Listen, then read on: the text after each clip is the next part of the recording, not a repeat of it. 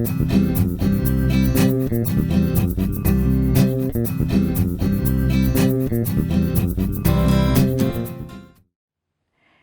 everyone, I'm Maggie Weldon from maggiescrochet.com, and I'm here to introduce you to 7 projects that cover things. So the first project that I'm going to show you is a soap dispenser cover right here. This was made with worsted weight yarn, and you start it from the bottom, and then once you establish the rows, the rounds along the sides, it's the same stitch all the way up, and then there's a little shell round on the top, and then the little tie with the cherries on it. So that's worsted weight yarn, very easy skill. And then the next one is a can cover. So this would fit like regular soda cans or even these skinny cans that you see right here. It's pretty skinny. So anyway, that's a nice little gift, especially like for Father's Day or something, but you could do them in all different colors. And then this one is a bottle cover, and this is very, very stretchy. Like I could even put this mason jar inside of this. So you could use this for any size water container, and this is great for when you go on hikes, which I do sometimes, not as much as I would need to. But anyway, this is very, very easy. It's a great beginner project also, and this is started at the bottom with 3 rounds of double crochet, and then you just do a netting stitch all the way up, and then you chain and then work back on the chain for the strap. So then we're also going to show you how to make a little hat that's single crochet stitches that are done in the back loop. So that would be to cover a head. So then there's a toilet paper topper to cover your toilet paper, and that started at the top and then worked down straight on the rounds on the side. And then here's a mason jar cover for the lid, a lid cover. This looks like it's sport weight yarn, and you just do several rounds of lace and then thread the ribbon through to tie it. This makes great covers for jars, like if you're going to give gifts of honey or whatever. Then the last project is this cute little mason jar cover, or it could be any jar cover. And then this is really easy. Started from the bottom, a shell stitch, and then this makes an adorable little vase. Or if you just take this out and you have like the lid on there, it'd be a great gift too. So all 7 of these projects are in different videos, and right now Christina is going to show you how to make these on a close-up, and the links to everything are listed below. And thank you very much for watching. Hey guys, it's Christina from maggiescrochet.com. Today I'm going to show you how to make this lid cover for a quart-size mason jar. This is made with a sport weight yarn and a size F5 hook. Now the one that I'm going to make in the video today is going to be more like a worsted weight yarn, so it's a little easier for you to see. And it works out fine as well. You can certainly use the worsted weight yarn for your project. It'll just be a little bit bigger on your jar.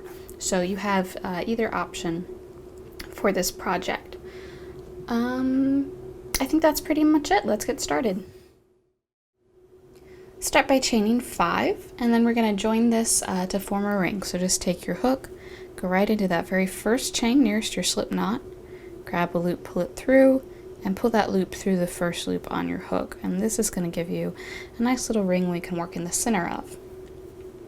So for our first round, start by chaining 4. Now that's going to count as a double crochet and a chain 1. So those first 3 are a double crochet, and the last one counts as a chain 1. Then we're going to do a double crochet in the middle of the ring and chain 1 13 times. So you'll yarn over, go right down into the center of the ring, grab a loop, pull it through. You've got 3 loops on your hook, yarn over, pull through 2 of them, then yarn over, pull through the other 2, and chain 1. So you're going to do that a total of 13 times. When you reach the end, since we're counting this as a double crochet, you'll have 14 double crochets at the end of round 1. So again, that's double crochet in the ring and then chain 1. So I'm going to finish doing this round, and I'll come back and show you how to move on from there. So here's round 1. I've got 14 double crochets, including this initial chain 3 here. So now I'm just going to join this with a slip stitch. So I'm going to take my hook, go into the 3rd chain, of this set right here. So 1, 2, here's the third one, and I'm going to join that with a slip stitch. So that's the end of round 1. For round 2, you'll chain 5, 4 and 5, and you'll see in the pattern it says this is going to count as a double crochet, so that's the first 3, and then 2 chains. And then the rest of the directions, again, it's going to be repeated all the way around. You're going to double crochet in the top of each double crochet and then chain 2.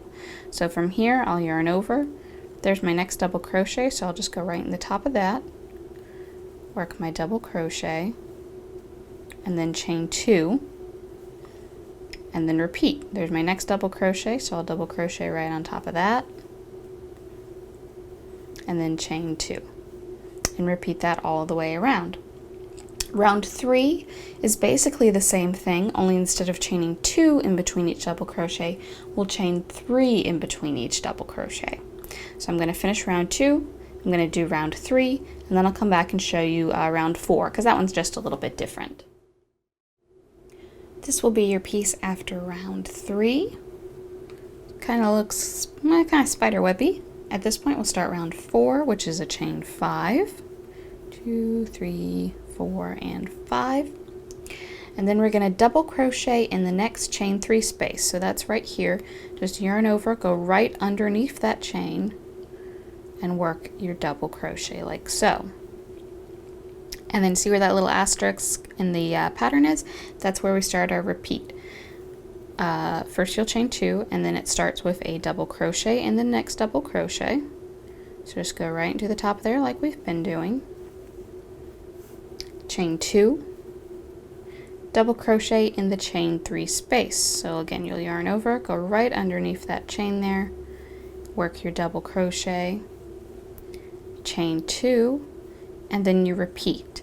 So this time, instead of just having enough double crochets to go on top of the previous row, you've got a double crochet on top of each previous one and one in between.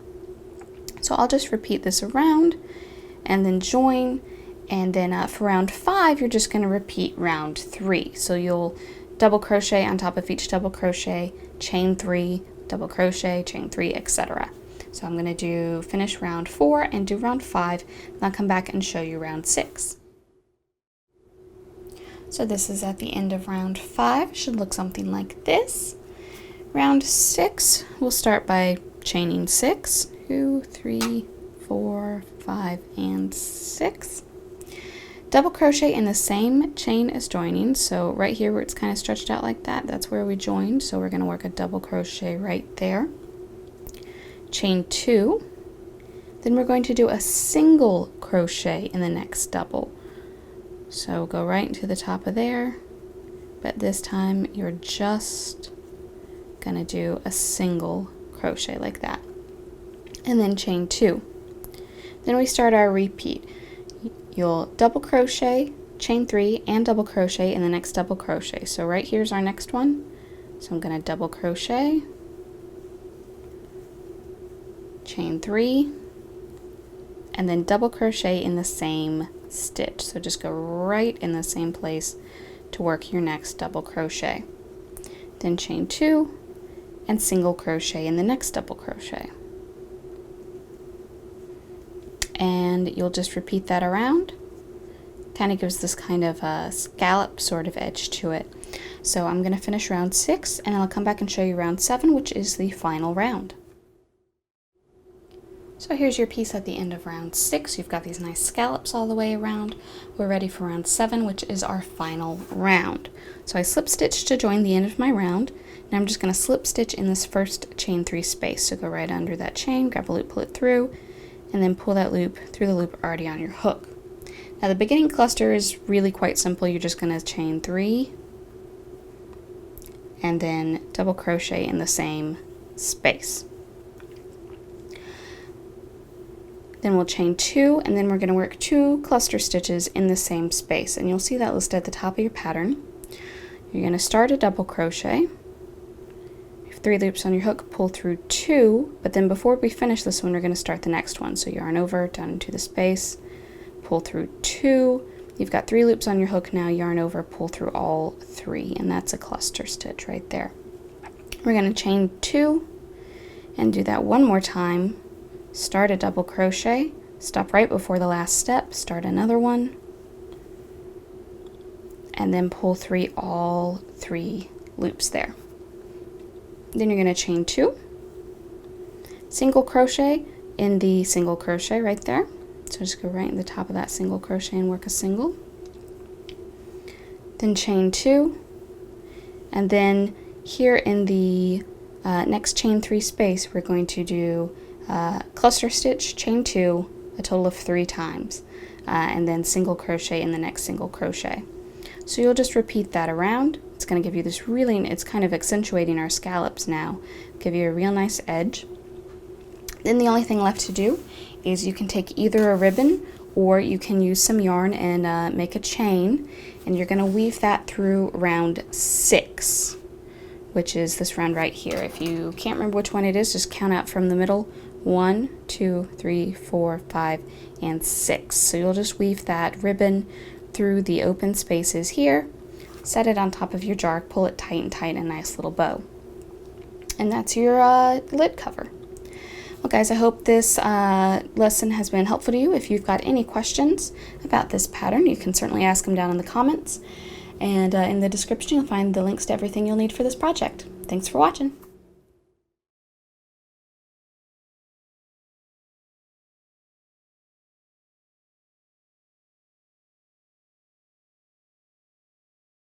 And this is the third part, which we're going to do the edging round. So at the end of row 13, so what that is to just go between these 2 shells and go into that space right there and work a single crochet like that. So then